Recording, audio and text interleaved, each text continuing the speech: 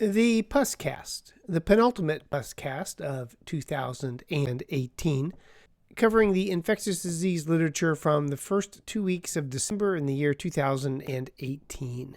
References are available at edgydoc.com, the home of my multimedia empire.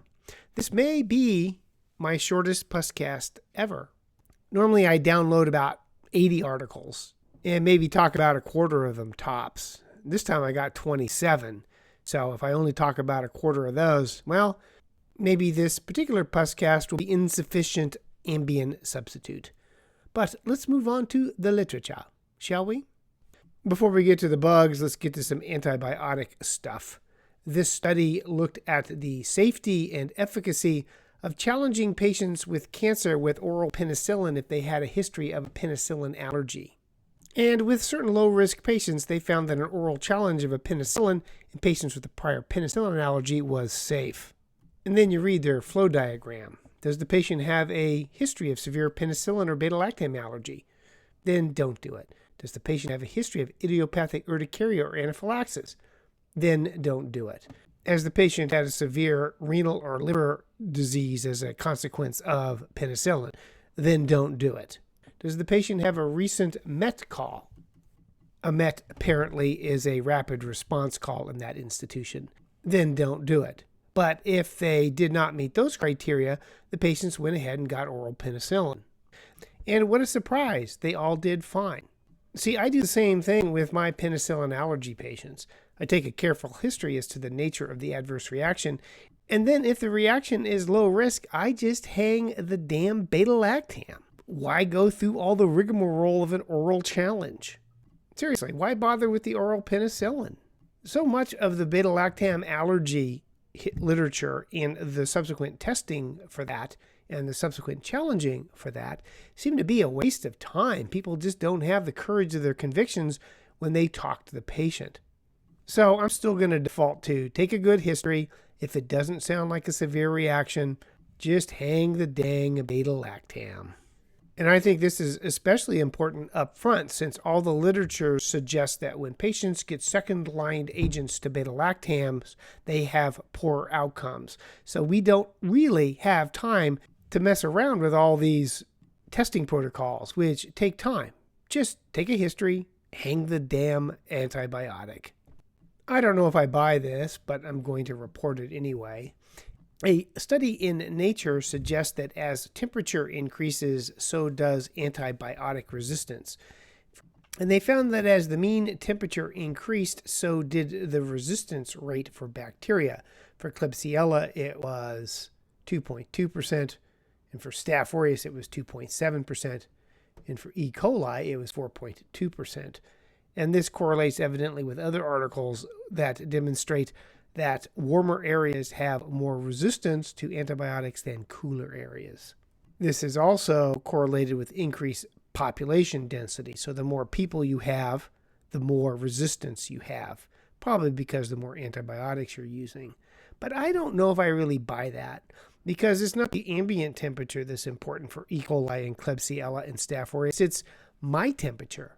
They live inside me at a nice constant temperature. So I have trouble seeing how the ambient temperature would increase resistance rate for Klebsiella or E. coli. Staph's on the skin, so maybe, but I'm not certain I buy it and would worry this is an epiphenomenon of some other process. I have said before that infectious disease is a lot like the lead character in a fantasy novel, in that once you know the true name of something, you can control it. At least that's a common theme in the epic fantasy novels I like to read. Just finished The Lies of Locke Lamora. Great book. And that was a small theme. If you know the name of the bacteria, though, you know where it came from, what it means, and how to kill it. But what if they give you the wrong name? And this was a report of 2 patients with Bordetella bronchiectatica. That's a disease of dogs that causes, amongst other things, kennel cough, in patients who were bacteremic with this, but they called it Bordetella pertussis on the basis of magic, or perhaps you should call it multiplex polymerase chain reaction, aka blood PCR. The assay they used targeted the pertussis toxin found in pertussis, but it turns out that Bronchoseptica and Parapertussis also has the pertussis toxin gene, but it's not expressed due to, quote, mutations in the promoter region. So the bug was miscalled. Big difference between B. pertussis and B. Bronchoseptica in terms of how you're going to work it up and what you're going to do about it. You always need to know the limitations of your technologies. We are all basically a tropical rainforest, and each part of our body has a different flora.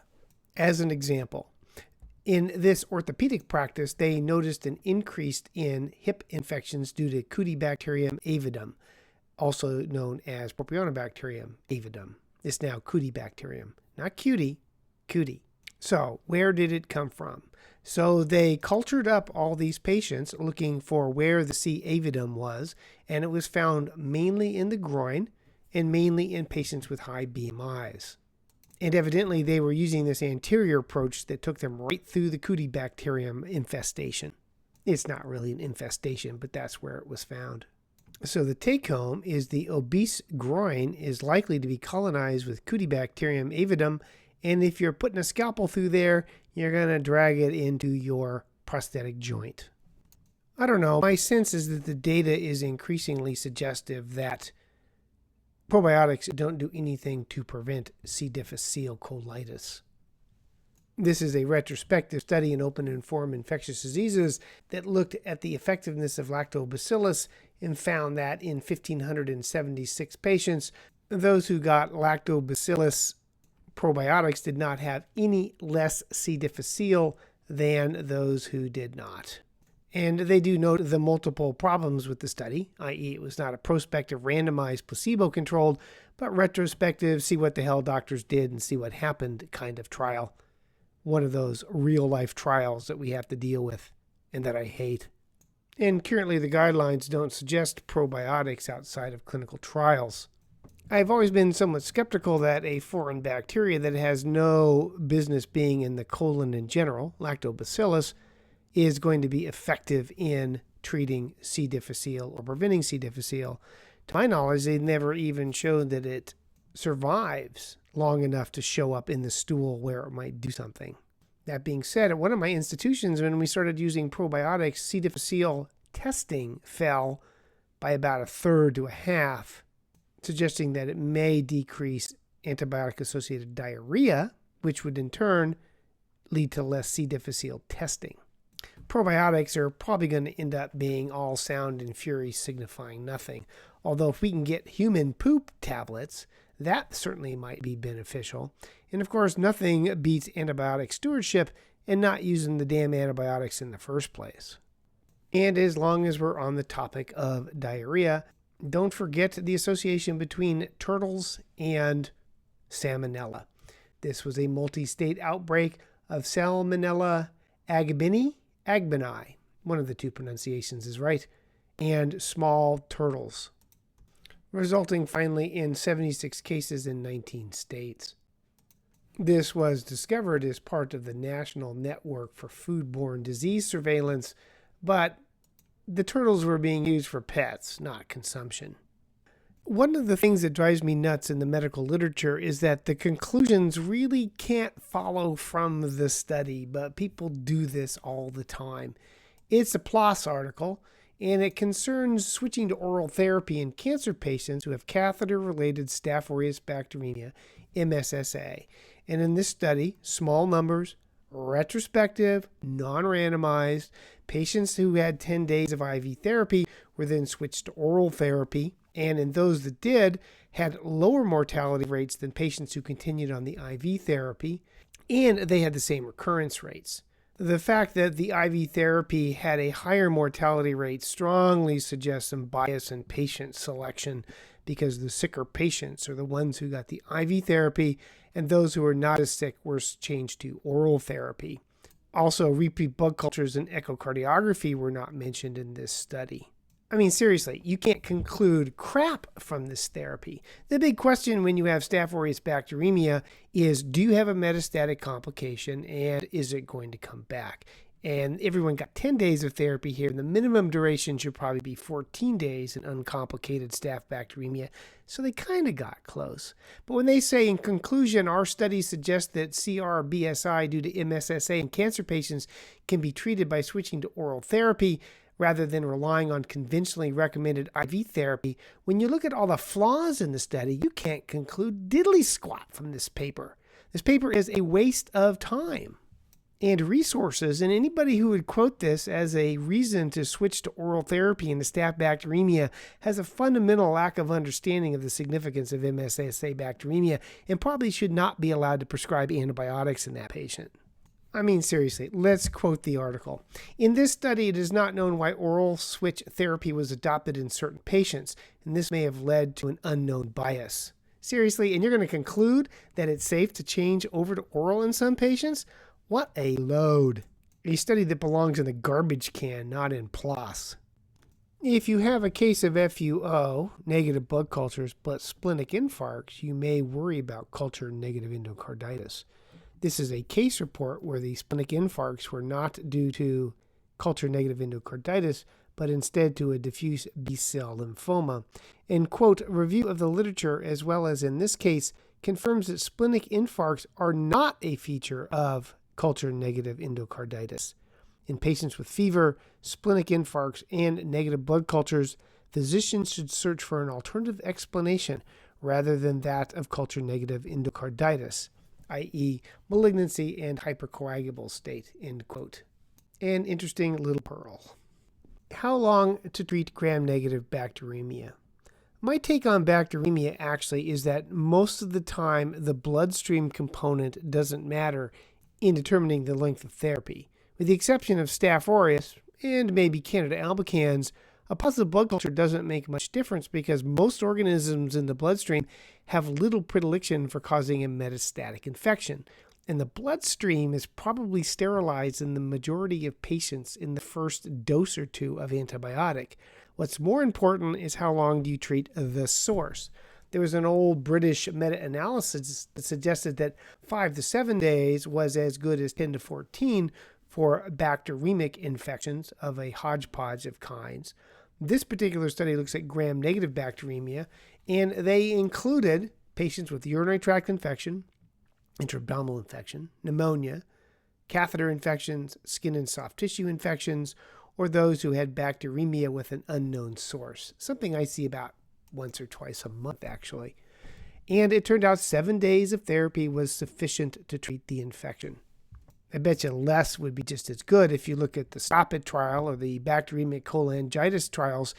4 and 3 days, respectively, are enough. And by the way, patients were not necessarily treated with IV therapy. It was switched to oral at the discretion of the attending physician. Oh, and I should note that they count their duration of antibiotics from the day the antibiotic was started, not the traditional and completely unsupported by any medical literature tradition of counting your antibiotics from the day of last positive blood cultures, which I think only wastes time and money. And 7 days was enough. So if you're going to treat an uncomplicated gram-negative rod infection, a week will suffice. Whoops. You know, the greatest invention in the computer is Command-Z. Undo.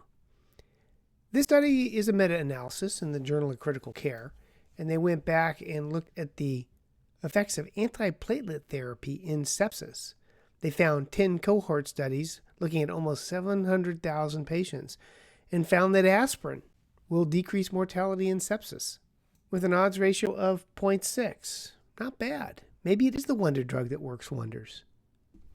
It's interesting, the risk for sexually transmitted diseases. One that's always been, to my mind at least, a little amusing is that in men, being newly widowed and asking for an ED medication is strongly associated with developing a sexually transmitted disease. This study, which I'll just quote the conclusion, shows another risk. Quote, county-level eviction rates were associated with chlamydia and gonorrhea rates in a significant and robust way, independent of other known predictors of sexually transmitted infections. End quote. So, losing your place of living increases your risk of STDs. And as long as we're on the topic, there is a review this month in the New England Journal of Medicine on bacterial vaginosis and desquamative inflammatory vaginitis. I usually don't discuss these reviews, but point them out for your own entertainment. See, I personally don't understand the utility of echocardiography in patients with Staph aureus bacteremia of low risk. What's low risk? Transient bacteremias in patients with no endovascular hardware, often nosocomial from, say, a central line or a peripheral line, or even a cellulitis. Because a transthoracic echo has horrible sensitivity. Transesophageal has risk and costs to it. And so often it doesn't change what we do. This is a Monte Carlo / theoretical evaluation of different approaches of echocardiography, TEE, TTE, both neither, and looking on the effects of mortality. And they basically find that for patients at low risk in this theoretical construct of endocarditis, echocardiography adds little to the patient's care, at most dropping mortality by 0.5% in 90 days. A tiny benefit for both cost and, in the case of TEE, potential complications. And as long as I'm on a ranty mood, as I always am, I don't think we pay enough attention to stewardship of the patient's finances.